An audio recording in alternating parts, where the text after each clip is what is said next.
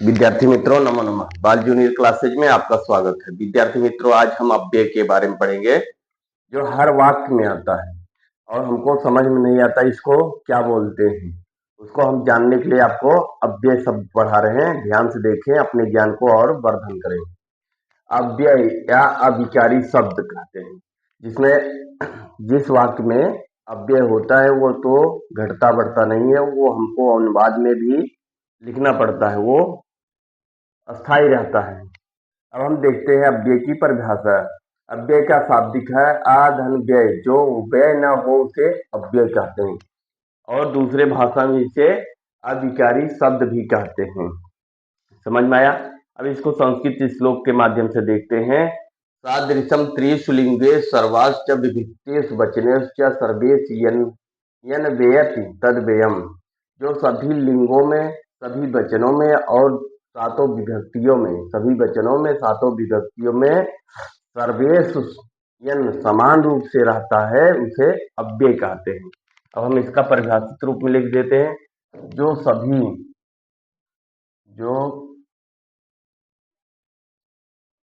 विभक्त वचन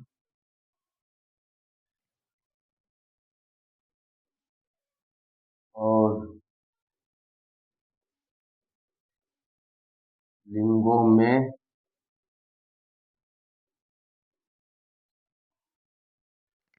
में समान रूप से रहता है उसे अव्यय कहते हैं।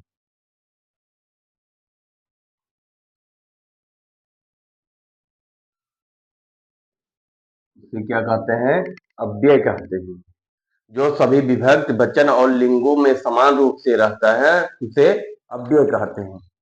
अब अव्यय को हम थोड़ा और उदाहरण के माध्यम से बताते हैं। अव्यय 4 प्रकार का होता है। कितने? अव्यय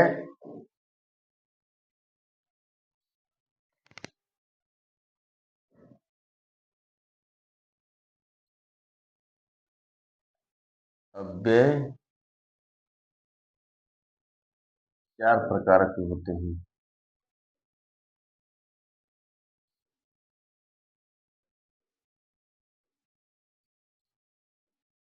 अव्यय 4 प्रकार के होते हैं। अब कौन कौन से अव्यय हैं हम उसको बताते हैं। एक क्रिया विशेषण अव्यय। कौन कौन है? एक क्रिया विशेषण अव्यय। क्रिया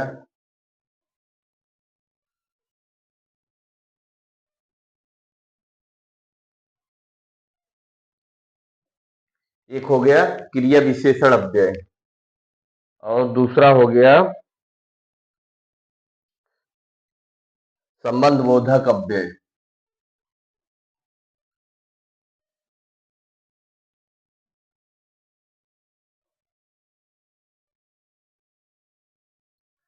और तीसरा हो गया समुच्चय बोधक अव्यय। तीसरा क्या है? समुच्चय।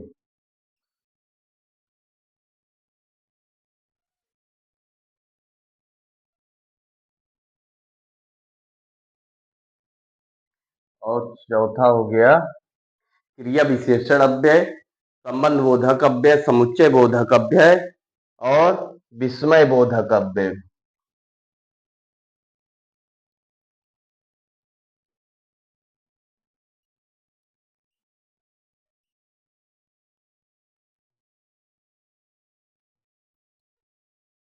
विद्यार्थी मित्रों, इस प्रकार से हमको 4 प्रकार के अव्यय देखने को मिलते हैं।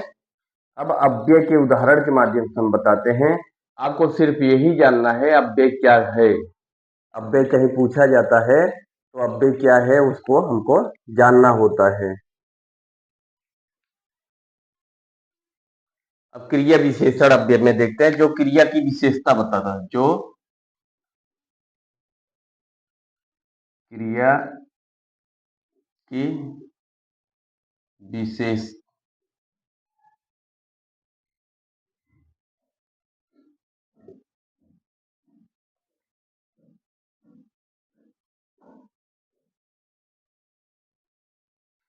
जो क्रिया की विशेषता बताता है उसे क्रिया विशेषण कहते हैं।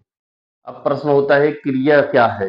अब प्रश्न उठता है क्रिया क्या है? किसी व्यक्ति द्वारा जो काम किया जाता है उसे क्रिया कहते हैं। यह परिभाषित रूप में कर्ता द्वारा जो काम की कार्य किया जाता है उसे हम क्रिया कहते हैं। जैसे राम जाता है, राम जाता है। अब उदाहरण देख रहे हैं, राम जाता है, राम क्या करता है? राम जाता है। जाना क्या है? क्रिया है।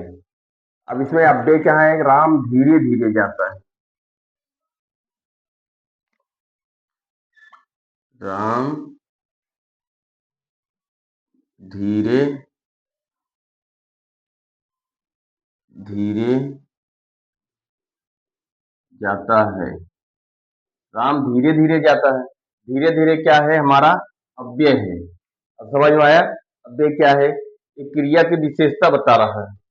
तो हमारा ये क्रिया विशेषण अव्यय हो गया। कौन हो गया? धीरे धीरे। इस प्रकार हमने जो क्रिया की विशेषता बताता है उसे क्रिया विशेषण अव्यय कहते हैं। अब हम दूसरा देखते हैं, संबंध बोधक अव्यय। क्या देखते हैं?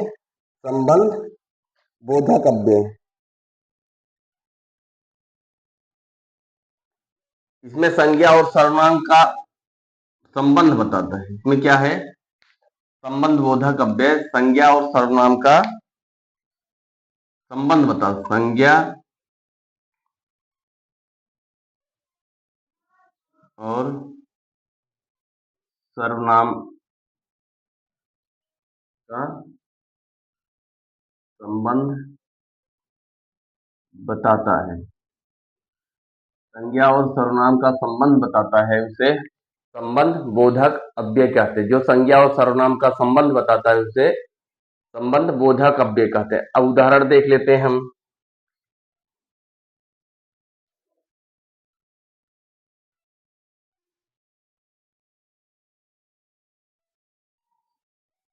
जैसे गोपाल के बिना, उदाहरण इसका देख लेते हैं। गो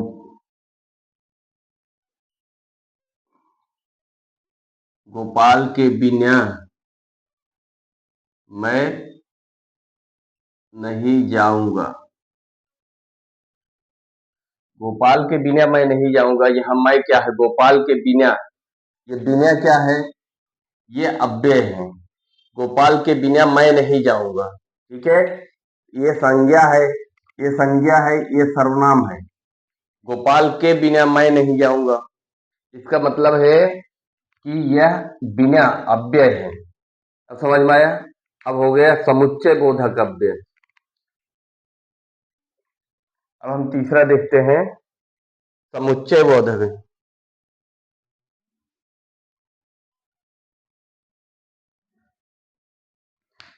जो संज्ञा सर्वनाम की विशेषता जो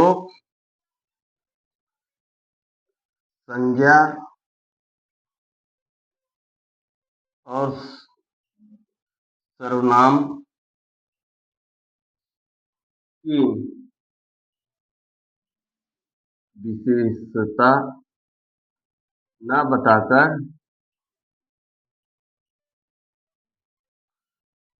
न बताकर उनके जो संज्ञा और सर्वनाम की विशेषता न बताकर वाक्यों का जोड़ने का काम करता है। वाक्यों को जोड़ने का कार्य करता है उसे हम समुच्चय बोधक कहते हैं। उसे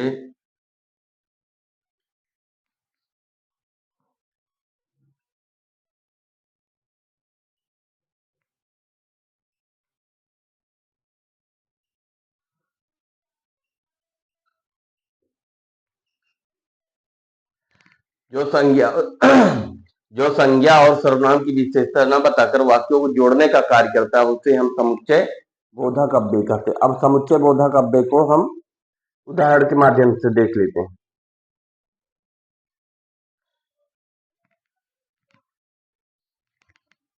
राम और श्याम बनारस जा रहे हैं। राम और श्याम बनारस जा रहे हैं। ये और जो शब्द है ये क्या है? समुच्चय बोधक अव्यय है। क्या है? ये उदाहरण है।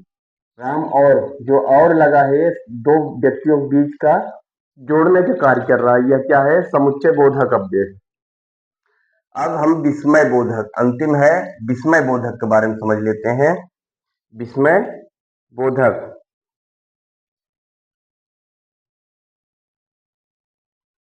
जिस अव्यय शब्द से, इसको यहां देख लेते हैं।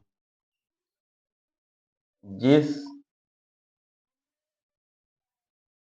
अव्यय शब्द से हर्ष, अर्थ मीन्स खुशी, शोक, जिस अव्यय शब्द से हर्ष, खुशी, शोक, विस्मय, लज्जा,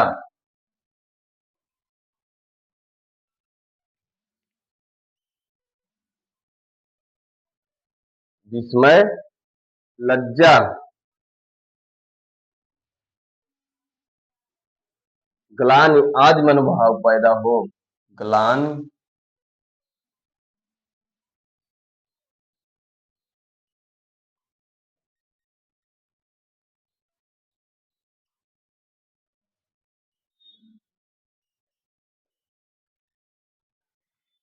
मतलब जिस अव्यय शब्द से हर्ष, शोक, विस्मय, लज्जा, ग्लानि आदि मनोभाव पैदा हो, उसे उसे क्या कहते हैं? विस्मय बोधक अव्यय कहते हैं। उसको क्या कहते हैं? उसे विस्मय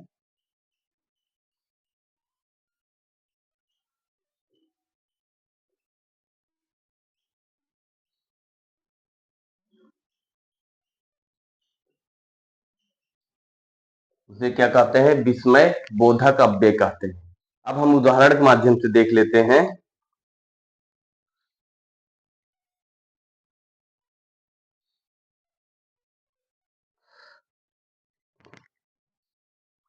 ये, अरे, हाय, ये, अरे, हाय, अजी,